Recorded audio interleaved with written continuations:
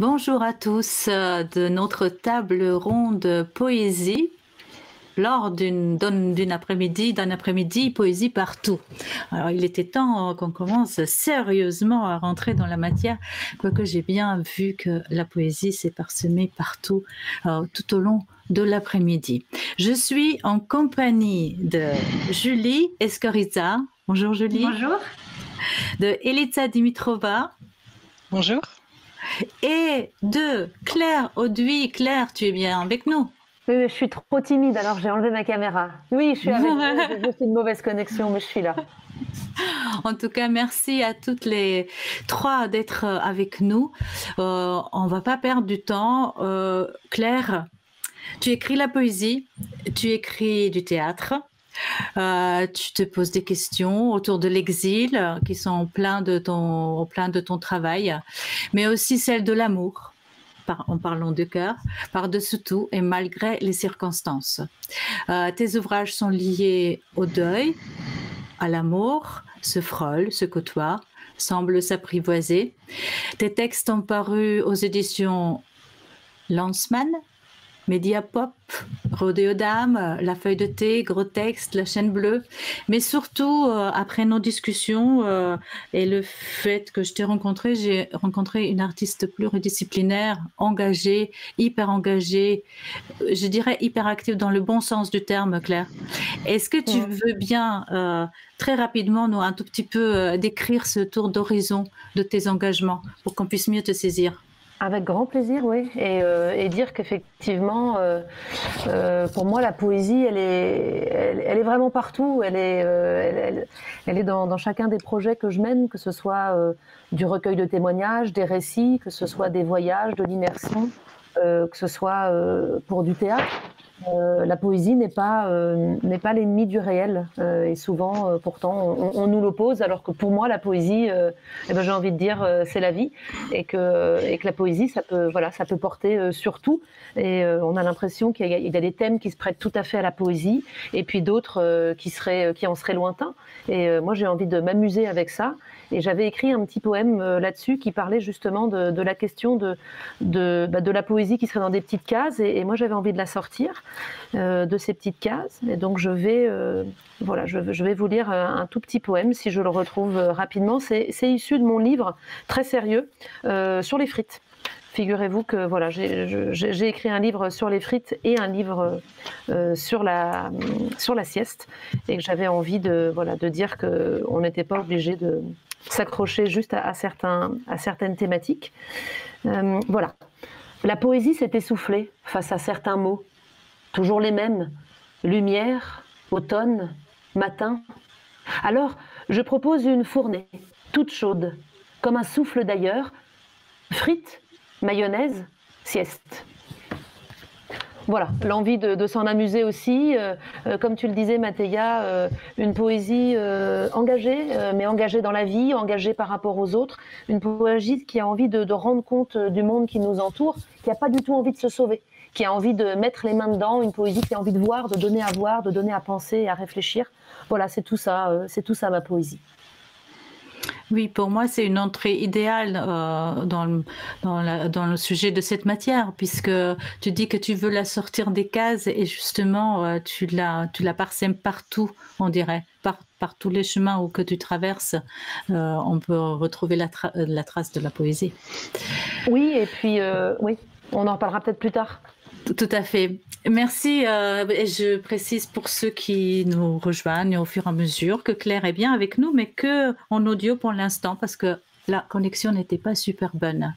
Julie Escoriza, est-ce que je écorche pas ton nom? Oui, très bien. Escoriza, tout simplement. Très bien. Curieuse de connaître tes racines espagnoles, Julie, tu as d'abord étudié à l'école d'art, fameuse école d'art, la Massana de Barcelone, avant de revenir dans ta ville natale Strasbourg pour compléter ta formation à la Haute École des Arts du Rhin. Aujourd'hui, tu es illustratrice et tu travailles principalement pour les éditions, pour la presse, mais tu développes aussi tes projets personnels qu'on va pouvoir rencontrer tout à l'heure et qui sont liés à l'illustration. Et puis, plus ou moins récent aussi à la narration et très poétique, poésie qu'on a même pu presque identifier ensemble. Et puis autour de tes projets d'illustration, tu travailles beaucoup dans les ateliers avec les enfants régulièrement. Et je pense que c'est aussi comme ça que tu testes tes livres, tes travaux. Et parlant des enfants, tu m'as dévoilé un tout petit peu le secret que les dessins te poursuivent depuis très longtemps. Donc, est-ce que tu peux nous donner un peu plus de secrets sur toi et tes débuts d'illustratrice auteur? Oui, bien sûr. Alors, mon secret, je ne sais pas si c'est tellement secret. Je pense que comme beaucoup d'enfants, j'ai toujours beaucoup aimé dessiner, beaucoup aimé lire. Peut-être qu'avec le dessin, la différence, c'est que j'ai jamais trop arrêté. D'ailleurs, je crois que c'est un grand sujet, ça, de pourquoi est-ce que quand on devient adulte, on a plutôt tendance à abandonner un peu ce médium d'expression premier qui est le dessin. Donc voilà, on va dire que ça m'a toujours beaucoup plu. J'ai aussi beaucoup lu, beaucoup d'albums. Par exemple, je sais que quand j'étais enfant, j'adorais toutes les collections de l'école des loisirs que je lisais régulièrement. Enfin voilà, j'ai toujours été un peu baignée là-dedans. Et puis après avoir fait un bac art appliqué, comme tu disais, je suis partie vivre en Espagne. Voilà, pour en connaître un peu plus sur ce nom Escoriza, parce que finalement, voilà, j'ai des racines espagnoles, et donc c'était l'occasion pour moi à la fois de partir étudier l'illustration et d'apprendre cette langue, de me plonger vraiment dans cet environnement, dans cette ville de Barcelone. Et donc j'ai démarré dans l'illustration là-bas, et puis j'ai décidé finalement de revenir vivre à Strasbourg, qui est ma ville natale. Et donc après des études à la IR, je suis restée travailler ici. Et donc depuis quelques années, je développe un travail avec des formats très différents, comme tu le disais, que ça aille du livre même vers des formats très variés, dernièrement vers le volume aussi, vers le jeu. Je trouve que c'est ça qui est assez magique finalement avec le métier d'illustration et d'être auteur, tout simplement, c'est que chaque projet est différent en fait. Exactement. Mais néanmoins, tu te reconcentres plus en plus autour du mot, de la poésie. Oui, je crois qu'il y a forcément quelque chose qui, au fil du temps, s'affine. Et c'est drôle parce que je crois que j'ai de plus en plus envie de tester des formats différents, je crois. Du livre vers l'objet, et puis le livre aussi dans des formats variés, que ça aille de la poésie au pop-up, à l'album, mais que voilà, il y a quelque chose comme ça qui revient régulièrement, c'est ce rapport au jeu, aux mots, à la narration, au lien entre le texte et l'image. Voilà, mais je pense qu'on en reparlera tout à l'heure, et puis ça sera plus facile aussi avec les images que tu nous as préparées. J'ai l'impression que Elica de l'édition Elichka n'est pas là. Du coup, je vais quand même la présenter pour que quand elle va revenir, on puisse tout de suite attaquer avec sa question. Donc, Elica Dimitrova aime beaucoup la poésie aussi. C'est pour ça qu'elle est dans notre table ronde. Elle aime aussi la peinture. Et elle a décidé de joindre les deux sur un même support qui lui semblait tout à fait naturel. Après plusieurs expériences dans plusieurs maisons d'édition, elle a décidé qu'elle va créer sa propre maison d'édition qui s'appelle Elichka, et que j'ai pu découvrir grâce à la présence des éditeurs du Grand Est lors des différentes manifestations littéraires où on a de la chance de se rencontrer, de se connaître. Il y a plein de collègues que j'ai pu voir tout au long à travers l'après-midi. Et pour vous dire que Elichka, en bulgare, c'est les racines de notre Elica Dimitrova, désigne un petit sapin, donc cet arbre qui reste toujours vert.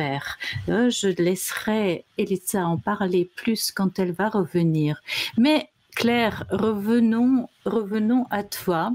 Parlons maintenant plus largement de ton travail autour de la poésie, et puis pas forcément pour l'instant de la poésie que pour les enfants et la poésie pour enfants et tout ce qu'on a pu en dire en préparant la table.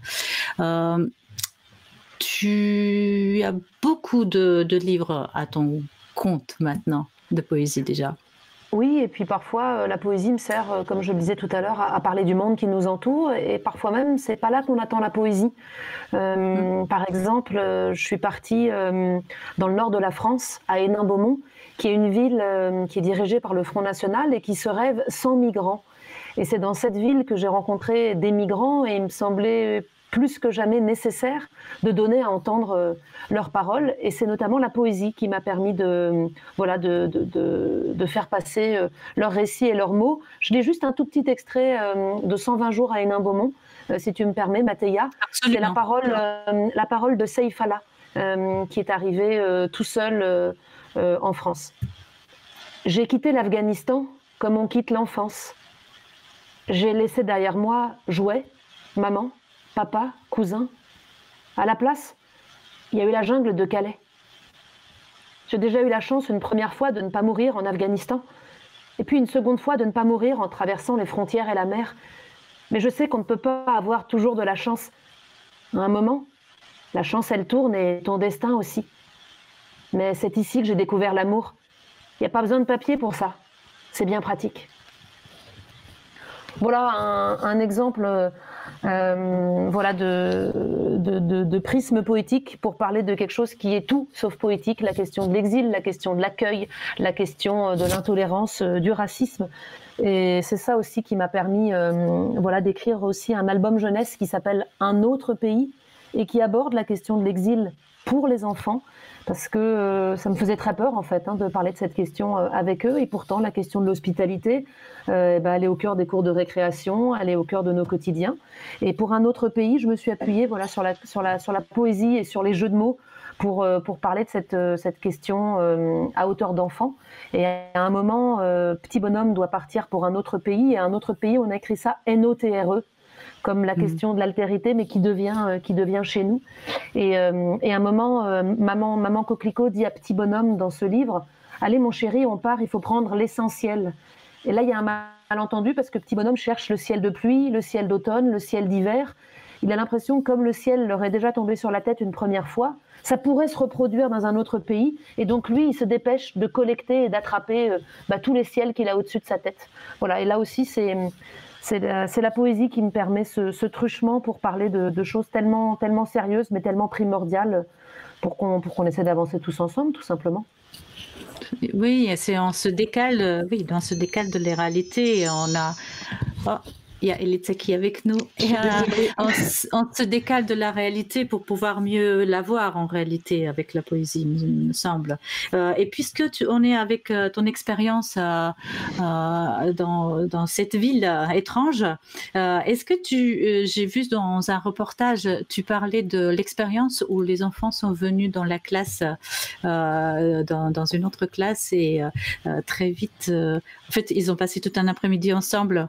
Et ils ne se sont pas aperçus du fait qu'ils étaient pas encore là. En fait, c'était des enfants français qui devaient rencontrer des enfants migrants. Et dès qu'on disait le mot migrant, ça leur faisait peur. Alors que dès qu'on changeait le mot et qu'on disait des enfants du même âge que vous qui viennent d'un autre pays, il n'y avait plus aucun problème. Alors on se rendait compte qu'en fait, il y avait eu une instrumentalisation du mot migrant et que ça terrorisait tout le monde sans aucune raison.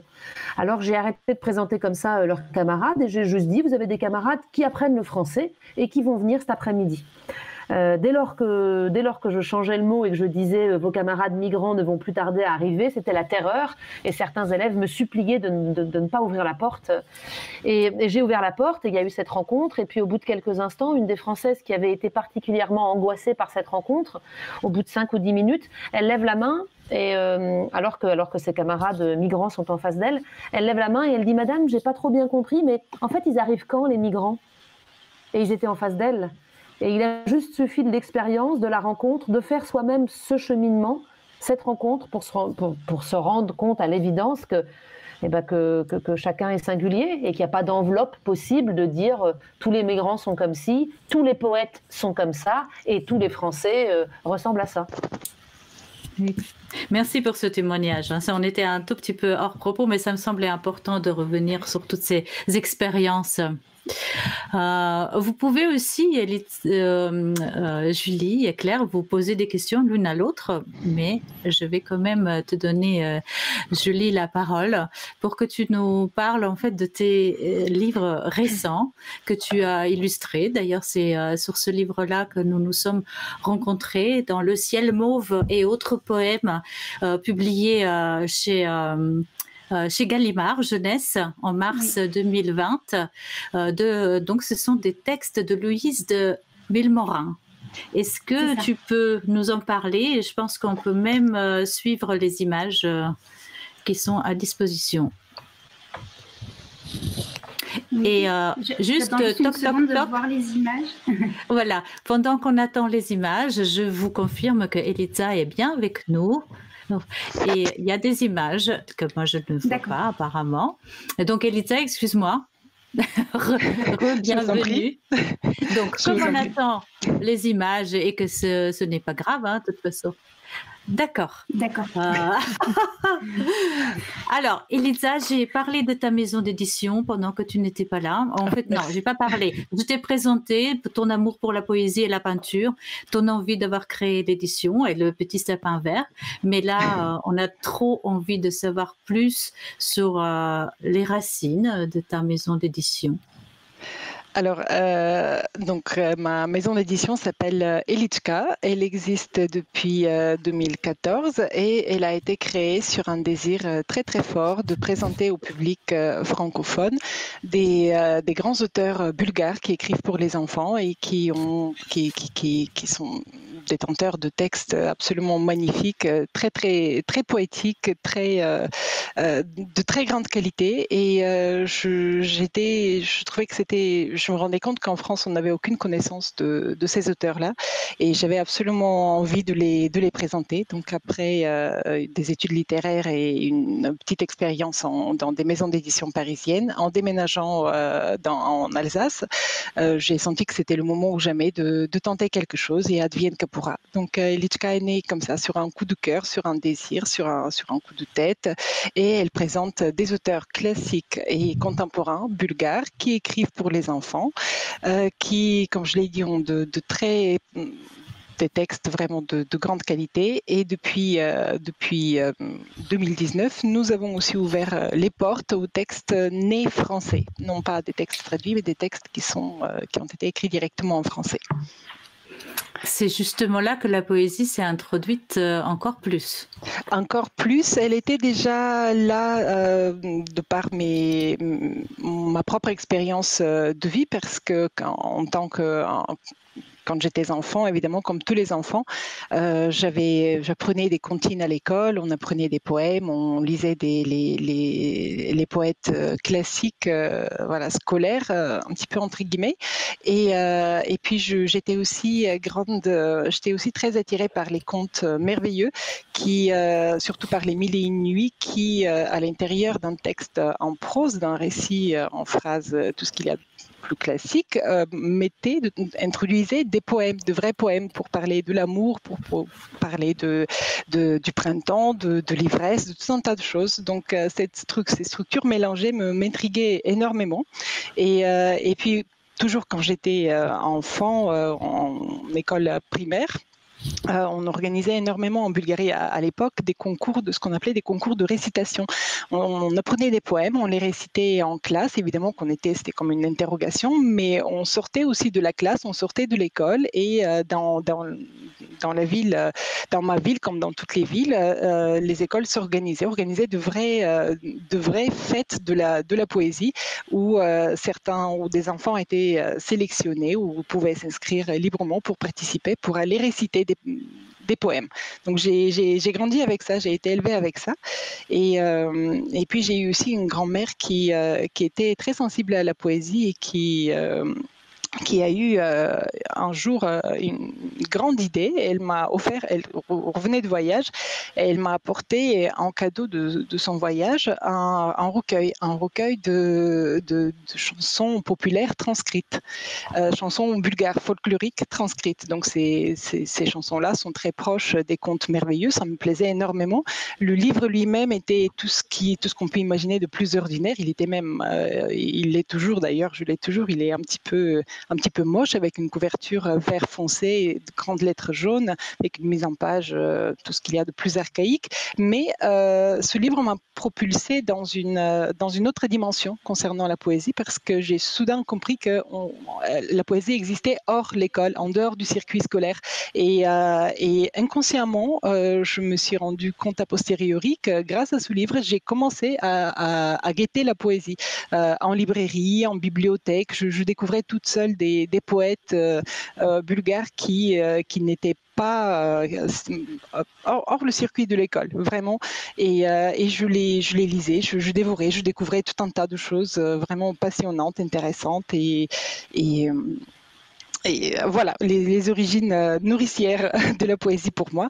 Donc ça a été un petit peu un fil conducteur jusqu'à aujourd'hui, puisque plus tard j'ai fait des études de littérature française et j'ai spécialisé en traduction de la poésie. Donc mon mémoire de maîtrise et de DEA consistait il s'agissait de traduire un poète bulgare contemporain, 3 recueils qu'il avait écrits, et d'analyser ma démarche de traduction. Donc la poésie a toujours été là, en fait, et juste la publier sous cette forme versifiée, c'était juste une question de temps, mais tout à fait normal pour moi. C'est venu tout à fait naturellement, et quand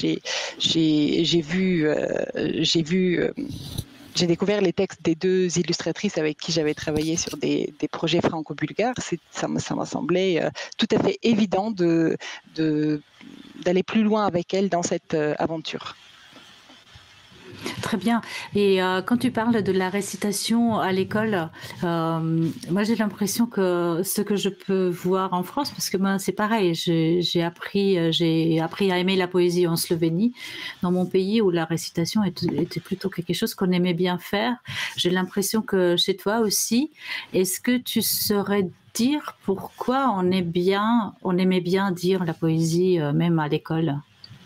C'est une question piège qui est ouverte aussi à Julie et à Claire, hein, pour parler de cette thématique-là, cette récitation en classe. Moi, je pense qu'elle fait tout simplement partie des lectures qu'un enfant doit avoir dans sa vie. Il doit pouvoir toucher à toutes sortes de livres pour pour élargir son horizon, s'ouvrir au monde et se découvrir soi-même, découvrir autre chose. Donc déjà, ça chante. Peut-être que grâce au chant de la poésie, on retient plus facilement les choses, on exerce notre mémoire, mais au-delà de ça, c'est une autre perception du monde. Je pense que c'est une façon de voir les choses et de dire les choses. C'est de capter l'invisible pratiquement, de capter l'instant et de le transmettre en peu de mots, un petit peu comme les poètes japonais font à travers le haïku. Claire, je te sollicite parce que autant que comédienne et personne du théâtre, metteuse en scène aussi, tu as quel rapport par rapport à la poésie dite par les enfants? Oui, la poésie à l'école, moi j'ai été assez déçue en fait parce qu'il n'y avait pas de poésie contemporaine et j'ai pas des souvenirs grandioses en fait de ma poésie à l'école. Je me souviens que c'était un moment où on apprenait, on récitait, on faisait un dessin, c'était le moment un peu chouette. Mais hélas, je trouve que j'ai rien contre Maurice Carême, mais à part Maurice Carême, j'ai pas découvert la poésie moi enfant. J'ai des très grands souvenirs par contre de moments de théâtre en classe. Ça c'était autrement plus marquant parce que justement c'était vivant. Ça mettait en place le corps, ça mettait en place les autres, le regard, l'attention, le jeu. C'était très engageant. Tandis que la poésie, il fallait presque être sage et la réciter de manière presque métrique, parce qu'il y a quelque chose de morne et de triste. Et c'est pas ça la poésie. La poésie, c'est le souffle, c'est la vie en fait. Mais je crois que je suis passée un peu à côté de la poésie enfant. Bah après, elle t'a rattrapé, j'ai l'impression. Je me rattrape. Et Julie, du coup, je me tourne vers toi et puis on peut parler de Louise, finalement, Louise de Villemorin, avec les images qui vont apparaître. Et si tu veux bien nous parler un tout petit peu de quelle était ta lecture, voilà, quelle était ta lecture de ces poèmes, comment tu appréhendais l'illustration, le dessin ou la plutôt mise en couleur et forme? Alors en fait, pour ce projet-là, j'ai commencé à être en contact avec l'équipe de Gallimard Jeunesse qui s'occupe de cette collection qui s'appelle Enfance en poésie. Et donc on m'a envoyé une série de textes de Louise de Villemorin qui, juste pour recontextualiser, était une femme de lettres qui a vécu du début des années 1900 jusqu'en 69, si je ne me trompe pas. Donc une chose très importante, je trouve, dans ce projet, c'est de savoir qu'en fait, ces textes, ils avaient été écrits déjà il y a un certain nombre d'années. Ils existaient déjà et ils avaient d'ailleurs déjà été publiés pour la plupart dans d'autres recueils de poésie. Et donc voilà, Gallimard Jeunesse avait fait derrière ce projet l'idée de faire une sélection de textes pour les amener vers le public jeunesse. Et donc moi, en tant qu'illustratrice qui reçoit ces textes, bon, déjà j'étais très contente d'avoir l'occasion d'illustrer ces poèmes que j'ai beaucoup aimés. Mais surtout, c'est poser une grande question de comment est-ce qu'on illustre la poésie finalement, puisque ces poèmes qui fonctionnent déjà, qui racontent déjà énormément de choses, ils sont déjà très forts en eux-mêmes. Que vient faire l'image en fait à côté de ces textes? Et donc je me suis posé pas mal de questions là-dessus et finalement pour moi ce qui me semblait vraiment essentiel, c'était que la force de ces textes elle soit que l'illustration accompagne la force de ces textes, mais surtout le but c'était vraiment pas de les enfermer dans l'image en quelque sorte.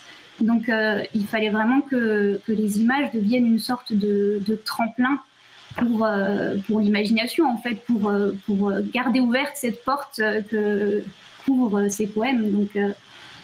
Donc peut-être que, je sais pas, je peux vous montrer un exemple précis, parce que c'est peut-être un peu abstrait de dire ça, mais moi j'ai le livre sous les yeux. Peut-être que je peux vous lire ce très très court poème, Le Soleil. Parfait. Parce que vous devez l'avoir. Voilà, ça s'appelle simplement Soleil. Le soleil me regarde en face. Veut-il mon chapeau ou ma place? Donc, pour ces images, moi, j'ai choisi d'utiliser une technique de papier découpé très très simple. Donc, vous voyez que c'est des images où finalement, elles vivent un peu par la couleur, par la texture du papier, par cette ambiance. Mais il y a finalement assez peu d'éléments et dans ce texte que j'aimais beaucoup, c'est que finalement, on ne sait pas à qui s'adresse le soleil, on ne sait pas de qui on parle. Et dans cette image, on voit bien que il y a cet arbre avec un chapeau, il y a un chat qui est installé sur un banc. Est-ce que c'est ça la place? Ou bien est-ce que c'est l'arbre dans son pot? Est-ce qu'il y avait un personnage qui était là et qui est parti? Enfin voilà, moi ce que j'avais envie en fait à travers ces images, c'était justement de garder la porte ouverte et de poser encore plus de questions finalement. Voilà, que ce soit un peu un espace de discussion. Et une fenêtre. Voilà, une fenêtre.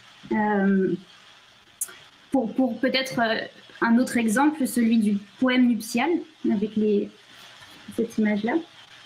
Le poème parle là de deux nuages qui se réunissent et qui voudraient se mettre en ménage. Mais aussitôt qu'ils sont unis, la tempête les désunit. Donc voilà, là aussi, j'aimais bien jouer en fait avec des formes très simples et des sortes de jeux de correspondance. On voit finalement un nuage blanc, et puis juste à côté, on voit le feuillage de l'arbre qui a cette forme qui finalement me rappelle le nuage.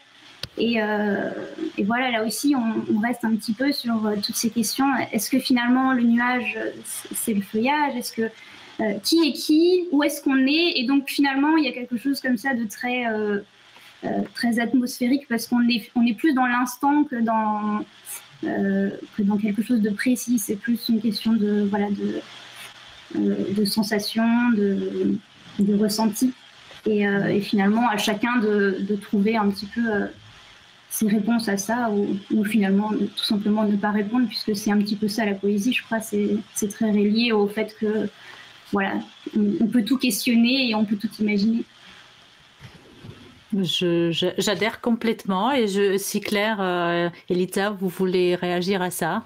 Moi, je voudrais rester dans les nuages, parce que j'ai trouvé un petit poème de mon prochain recueil qui s'appelle Nos nuits sans lune.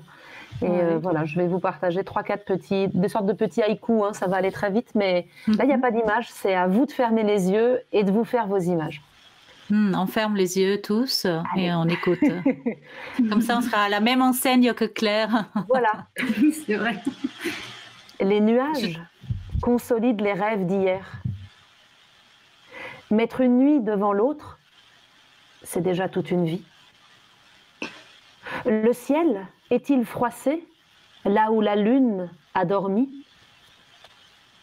Ce que personne ne sait, c'est que tous les soirs, je dors avec la nuit. Dans ta paume, il y a les chemins de la lune. J'ai allumé une bougie, juste pour rassurer la nuit. Voilà, c'était 5 ou 6 petits épigrammes de Nos nuits sans lune qui vient tout juste de paraître à Gros Texte ce mois-ci. Bravo et merci pour ce cadeau. J'ai fermé les yeux, Claire. Tu n'as pas vu? Je les ai fermés. Si, tu as vu? Et c'est là, c'est vrai que c'est là où j'ai trouvé la délicatesse de tes dessins, Julie, parce que effectivement, c'est trop dangereux de faire le dessin et d'essayer de faire la narration avec la proposition visuelle quand la poésie nous demande d'effacer tout et de se projeter vers notre imagination intérieure.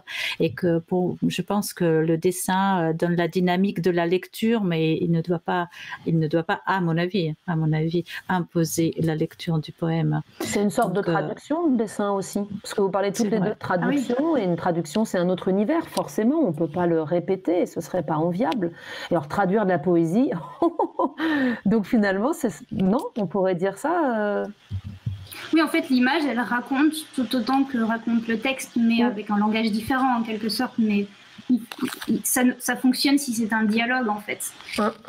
Je pense que pour moi, ça rejoint un petit peu aussi souvent cette question de l'adaptation, par exemple de l'adaptation d'un roman en image.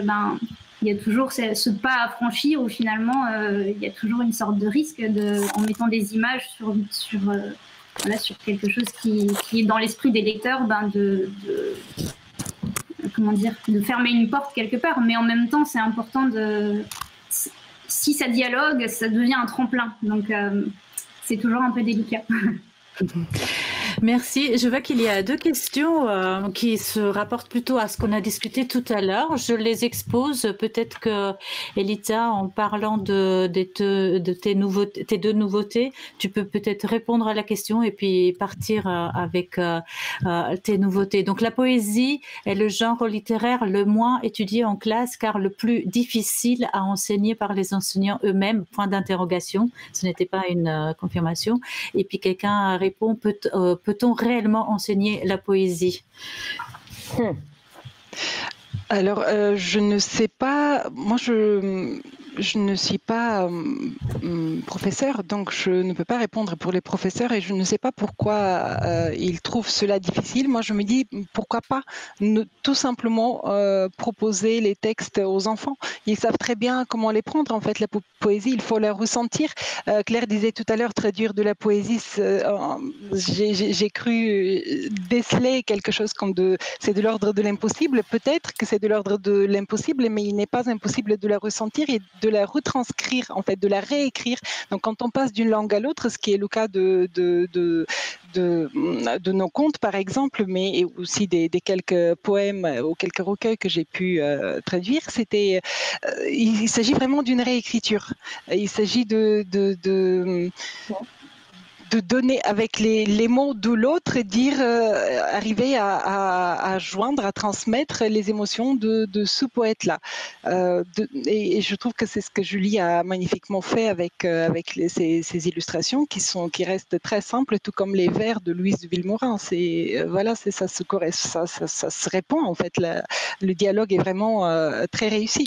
Et pourquoi ne pas enseigner la poésie à l'école? Moi, je pense que c'est très simple en fait. Il faut tout simplement enlever toutes les barrières. Il faut les dépasser ces barrières et il faut se poser moins de questions et agir plus, proposer plus aux enfants, ne pas avoir peur d'un livre qui est écrit avec juste avec des strophes, qui propose cette forme-là. C'est une forme d'expression comme une autre. C'est un chant. La poésie peut chanter, la poésie peut isoler des mots, elle peut mettre le doigt sur certains mots. Enfin, personnellement, j'ai du mal à comprendre pourquoi on aurait du mal à enseigner la poésie. Il n'y a rien de compliqué à mon avis. Il faut donner à ressentir aux enfants. Je reviens. Mais les émotions, ça fait peur. Les émotions, ça fait peur. Eh bien justement, il ne faut pas avoir peur des émotions. Pourquoi avoir peur des émotions? C'est ce qui nous remplit, c'est ce qui nous fait grandir, c'est ce qui on se découvre soi-même à travers les émotions. Il ne faut pas avoir peur des émotions, pas peur de rire, pas peur de pleurer, pas peur de la tristesse ni de la mélancolie. C'est dans l'ordre des choses. Ça fait partie du monde qui nous entoure, ça fait partie de nous. C'est un ensemble, c'est comme ça. On peut pas les nier. Ils sont là. C'est quelque chose qu'on maîtrise pas, et dès lors qu'on maîtrise pas devant toute une classe, ça peut faire peur. Moi, je pense ça comme ça, et aussi, je pense que souvent, on a envie de, par exemple, pour l'écriture. On me demande souvent comment on fait pour écrire. Mais il faut s'essayer, il faut vivre, il faut y aller, il faut mettre les mains dans le cambouis. Je ne suis pas sûre qu'on puisse apprendre à écrire, en fait, à part à faire. Et je ne suis pas sûre qu'il faille apprendre à enseigner la poésie, à part à faire. Oui, apprendre à écrire, oui, peut-être pas, mais je pense en fait qu'on arrive à l'écriture par la lecture. La lecture précède toujours l'écriture, et peut-être que pour voir la poésie, l'entendre et la transmettre, il faut l'avoir lue, et c'est vraiment une façon de percevoir les choses. Je reste vraiment persuadée de ça. Oui, c'est beaucoup plus simple en fait finalement. Je pense que de toute façon, vous, quelque part, vous dites la même chose, et puis avec tout le respect pour tous ceux qui essayent de donner la poésie. Mais à mon avis, il y a aussi le problème de l'écart qu'il y a entre les adultes disant la poésie et la poésie d'aujourd'hui, et que c'est pour certains difficile de s'en emparer, et quand on ne peut pas s'emparer de quelque chose, il est quasi impossible de le transmettre. Mais après, il y a une confiance qu'il faut faire à l'auteur aussi. Quand un auteur a écrit un texte, il ne l'a pas écrit pour que ce soit difficile pour nous, mais il l'a écrit pour nous transmettre quelque chose déjà à nous. Donc, oui, je pense effectivement que c'est plus facile que ça. Elitsa, est-ce que tu veux donc nous parler de tes deux nouveautés, de la poésie, de leurs illustratrices, des auteurs, donc Dans ma forêt, et puis le livre de Leroy Mi? Et quand on pourra peut-être même présenter la vidéo de ton spectacle, qui était pas de ton spectacle, mais du spectacle qui a été fait à partir du livre Dans ma forêt. En fait, c'était un petit peu maintenant. C'est un petit peu l'inverse ce qui s'est passé. Dans ma forêt, donc écrit et illustré par Shirley Freudenreich. Shirley Freudenreich, je l'ai connue puisqu'on a travaillé ensemble sur un projet franco-bulgare, sur un conte de Karalichev, le Andersen de la Bulgarie, publié chez Elichka il y a un petit moment déjà. Donc le conte s'appelait Les Lucioles et l'Huibou. Et puis on est parti avec Shirley il y a quelques années à un salon pour défendre ensemble ce livre-là. Et là, de fil en aiguille, elle m'a parlé d'un projet qu'elle avait en cours, qui était un projet très personnel, d'un texte qu'elle avait écrit, qu'elle portait depuis très longtemps déjà. Je crois qu'elle parlait de quelque chose comme une quinzaine d'années. Donc vraiment, ça s'était construit petit à petit au fur et à mesure, et qui s'appelait Dans ma forêt. Et elle m'avait montré les deux premiers dessins, les deux aquarelles qu'elle avait essayées et que j'ai trouvé tellement magnifiques, et je me suis dit mais qui l'édite, et puis elle n'avait pas d'éditeur pour le moment, et je me suis dit mais on a déjà travaillé ensemble sur La Luciole et l'Huibou, pourquoi ne pas faire celui-ci, pourquoi ne pas aller oui, vers celui-ci, le tien, ton propre livre, autrice, illustratrice, allons-y. Et puis voilà, c'est parti comme ça. Plus tard, elle m'a envoyé le texte, j'ai découvert un poème, j'ai complètement adhéré puisque c'était un poème très assonancé en vers libre, et il y avait en même temps des petits passages, des chapitres en fait qui se distinguaient, puisque c'est la promenade d'un enfant. Comment dire, c'est le corps vu comme un paysage, et c'est en même temps une promenade où l'enfant va nous présenter successivement tous les membres de sa famille, tous les êtres qui lui sont chers et qui comptent pour lui et qui l'aident à grandir. Et donc, bien avant le livre, enfin un petit peu avant le livre, qui est voilà, un petit peu avant le livre, excusez-moi, Shirley avait décidé déjà de faire un spectacle à partir de ce texte-là. Donc, c'est ce elle a dû créer sa compagnie de théâtre, Directo Cinéma, et le teaser qu'on verra tout à l'heure sur l'écran, le teaser de Dans ma forêt, c'est le spectacle de Shirley Freudenreich et de Directo Cinéma. Le livre est venu après. Autant pour le spectacle, nous sommes en direct et il y a une partie d'improvisation, autant les images pour le livre sont, une fois fixées sur le papier, restent pour la postérité, pour l'éternité, j'ai envie de dire. Et elle avait fait une résidence d'artiste à la MJC La Bouilloire de Marc Olsheim pour travailler sur le texte de son livre, peaufiner le texte et trouver la bonne façon de l'exprimer à travers des images. Donc, elle a expérimenté pendant 3 mois. Elle a reçu énormément de visites de toutes les classes du village, de la ville et des villes environnantes, et aussi des gens du quartier, des gens de la ville, et donc qui pouvaient entrer vraiment dans son atelier, donner leur avis, voir ce qu'elle faisait. Et elle a eu l'idée de prendre en photo des parties de leur corps. Donc on voit les mains du grand-père, le bras de la grand-mère, l'épaule de l'oncle, le profil de l'amoureuse, les yeux, les cheveux de la maman, etc., etc. Donc, on traverse vraiment les différents corps, les différents personnages de cette façon-là. Et ces photos, elle les a retravaillées ensuite à travers la peinture. Donc, c'est une technique très mixte. Je pense qu'elle serait plus à même de vous parler concrètement de ce qu'elle a fait. Le résultat, je l'ai trouvé vraiment superbe. C'est quelqu'un de très créatif, Shirley Freudenreich. Donc voilà, c'était, comment dire, les images de ce livre sont vraiment le prolongement d'un texte très beau, très, très fluide. Et peut-être que puisque je suis invisible et je ne peux pas vous montrer les images, je peux au moins vous lire le début du livre et puis peut-être à la fin, puisque j'aime beaucoup cette fin. Elisa, parce que on va pouvoir regarder la vidéo là tout de suite dans ma forêt. Donc peut-être tu préfères lire ou on laisse la vidéo? Comme vous me dites, oui, je peux lire. J'étais bien lancée, si ça ne vous dérange pas. Et on passe la vidéo juste après pour le spectacle. Okay. Alors, quelques petites pages. Dans ma forêt de Shirley Freudenreich. Dans les mains de mon grand-père, il y a beaucoup de chemins. Ils se dessinent vers le haut, vers le bas, se croisent, se séparent, changent de direction, marquent des arrêts. Certains sont épais, d'autres tremblants. Et où va-t-il, celui-ci? Au prochain carrefour, je fonce tout droit, les yeux fermés, en suivant ce chemin biscornu. J'arrive sur le poignet de ma grand-mère.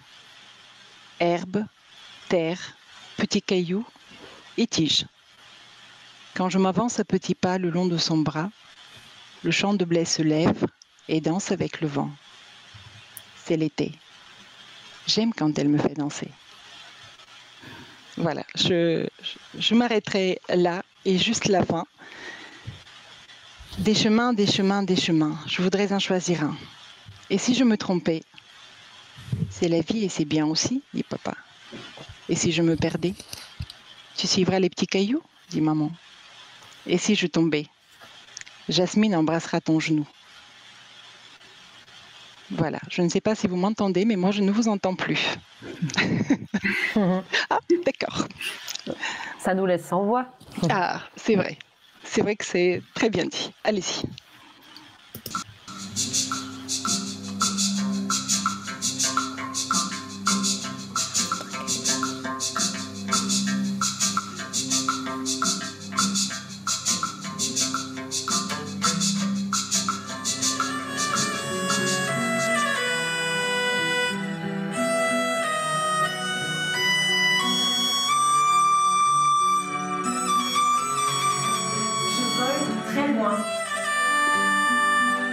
Dans les cheveux de maman. Je les caresse.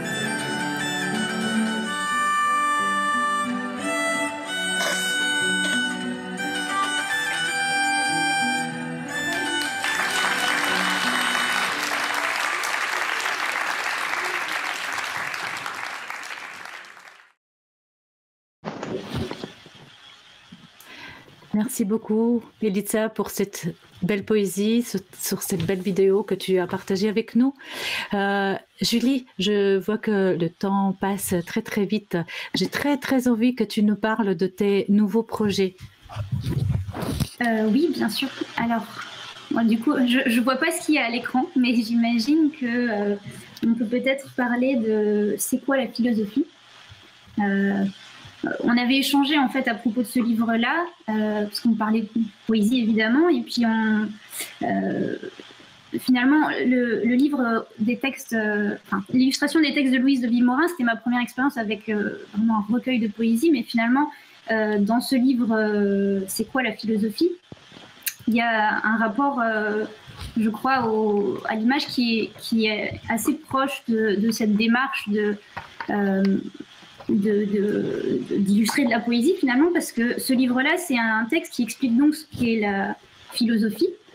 Donc évidemment, un grand concept abstrait qu'il a fallu en fait chercher à mettre en image.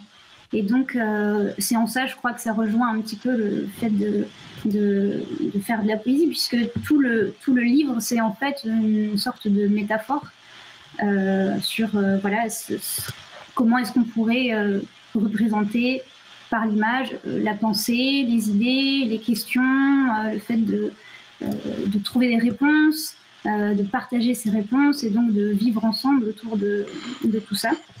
Donc voilà, le livre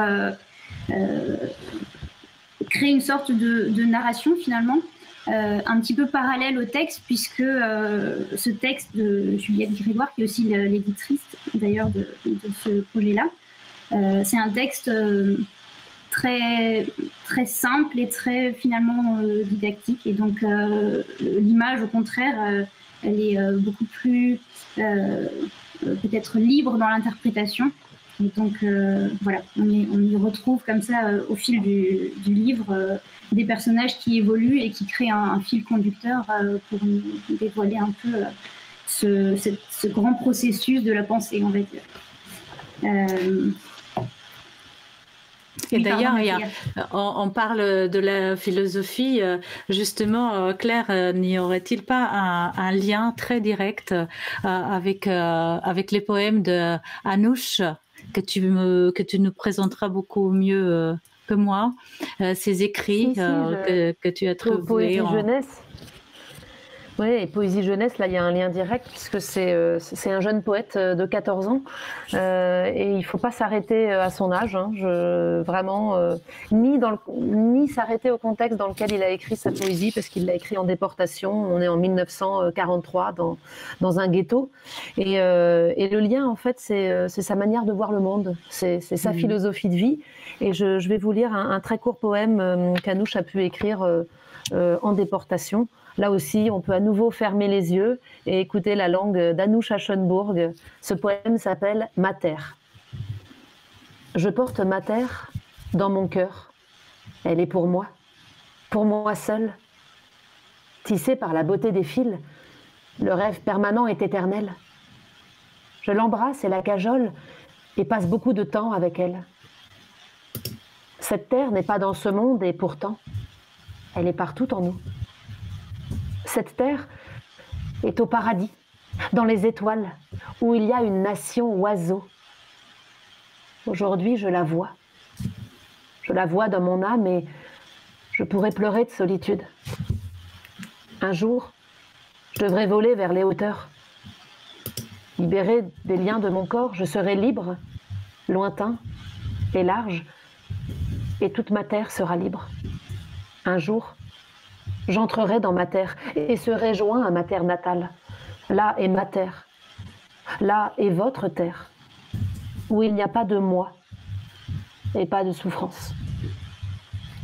Voilà un poème écrit à l'hiver 1943, en déportation par Anouch. Il a 13 ans quand il écrit ça. Il va être exterminé l'avant-veille de ses 15 ans à Auschwitz, mais il va nous laisser un beau patrimoine poétique qu'on a retrouvé, qu'on a exhumé et qu'on a pu éditer dans le livre « On a besoin d'un fantôme » aux éditions Rodéo Dame. Un très très très beau livre, un très très beau texte. Et Claire Auduit, tu seras à partir de ce soir au marché de la poésie jeunesse, et pour demain soir, si tu acceptes toujours, nous allons faire une émission Toc Toc Toc, la poésie c'est maintenant, autour de un peu plus autour de ce livre, mais autour d'autres livres aussi. Mais pour ceux qui nous suivent, je vous invite vraiment sur la page de Claire Auduit et de découvrir plus sur ce magnifique projet.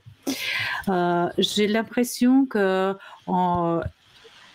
ça nous fait vraiment du bien de vous entendre lire les poèmes. Donc, est-ce que Julie et puis ensuite Elitza, vous pouvez encore nous lire quelques extraits, Julie, de tes jolis projets, nouveaux projets, et puis Elitza, de ton deuxième livre, s'il te plaît. Julie, tu peux. Oui, alors j'imagine que vous avez peut-être toujours des images à l'écran. C'est ça. Oui. Je propose, si vous voulez, de vous parler de ce livre-là.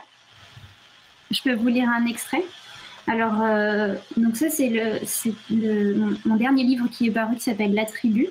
Et c'est un livre qui présente en fait une tribu de macaques de Tonkéan, qui sont donc une espèce qui vit en Indonésie.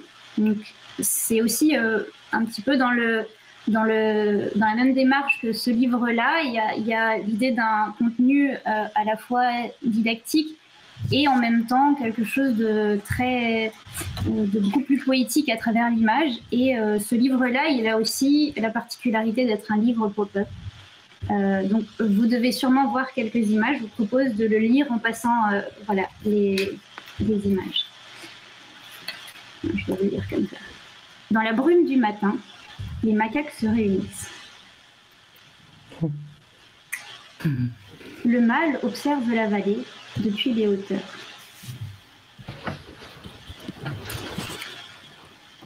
Un petit se blottit tout contre sa mère.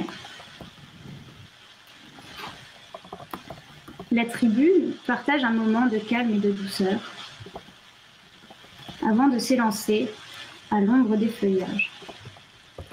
Donc voilà, c'est un texte très très court et voilà, simplement, je crois qu'il y a quelque chose de très très simple, de très contemplatif en fait dans ce livre-là, et c'est vraiment une sorte de plongée au cœur de la tribu, au cœur de la forêt tropicale. Il y a quelque chose de très sensoriel aussi. L'idée, c'est presque à travers les images et qu'à travers ces volumes, on puisse totalement se plonger dans la forêt et presque entendre les sons, ressentir les odeurs, comme si on était vraiment plongé comme ça au cœur de cette tribu. Et puis peut-être vous devez sûrement apercevoir d'autres images, d'autres projets en cours où j'explore un petit peu de nouveaux champs, dans le sens où je travaille aussi le texte, et donc où je joue comme ça avec le lien entre texte, image, beaucoup de jeux sur les apparences. Voilà, je pense que vous devez les voir à l'écran. J'en dis pas plus. C'est vraiment des projets en construction, mais qui, pour moi, sont vraiment une façon de poursuivre sur ce terrain de la poésie à travers vraiment tous les éléments, à la fois le format du livre, l'image, le texte, et tout ça forme un tout. Voilà. Et en tout cas, qui sont très touchants et très, très prometteurs. Moi, je pense qu'on te suivra de tout près, Julie. Et ça, je pense que tu as préparé un petit extrait très rapide. Oui, je vais vous lire un extrait rapidement du Roi Mi de Violaine Costa, qui a signé chez nous aussi son premier livre en tant qu'autrice et illustratrice, alors qu'elle avait déjà qu'elle a déjà illustré une vingtaine d'ouvrages, donc elle était surtout illustratrice jusqu'ici. Elle appréhendait un petit peu l'écriture de ce livre-là, mais je l'ai poussée à dépasser les barrières qu'elle s'était fixées, à aller plus loin. Et du coup, un matin, elle m'a appelée en disant, voilà, je t'ai envoyé quelque chose, regarde ce que c'est et dis-moi si c'est assez clair. Et puis, j'ai découvert une petite histoire en 11 strophes alexandrines qui se tenait parfaitement bien. C'était tellement virtuose et tellement loufoque que je me suis dit, je ne peux pas ne pas publier ça. On y va, vraiment, il faut le faire. Alors, je vous lis le début du Roi Mi de Violaine Costa. Très bref. Dans un royaume lointain, le roi Mi premier, du haut de son panier moelleux et fort douillet, très content de lui-même, heureux et bien nourri, sur son pays régnait de toute sa tyrannie. Et de par sa stature, chaque chose lui était due. Brossage, grattage, câlins et gratouillis, dispensés de la main d'un valet assidu. Il faut bien l'avouer, Mi faisait des chichis. Voilà, je vais m'arrêter là, sinon c'est 11 strophes qui continuent sur ce ton-là. Merci, je suis très très très heureuse de voir qu'on a passé ce temps tellement agréable ensemble et qu'on ait pu dire autant de poésie. Et Claire, je ne peux pas m'empêcher à te demander encore une petite lecture, et puis pas n'importe laquelle, un extrait de J'aurais préféré que nous faisions obscurité ensemble, le recueil sur amour et deuil, pour finir cette table ronde. Et je remercie déjà d'avance toutes les trois. Alors le mot de la fin, très rapide, une réflexion sur l'amour et le deuil, mais en poésie. Tu savais que la coccinelle hibernait? Peut-être que tu fais comme elle, et qu'au printemps tu vas te réveiller en ayant faim. Je campe dans la cuisine et n'en bouge plus.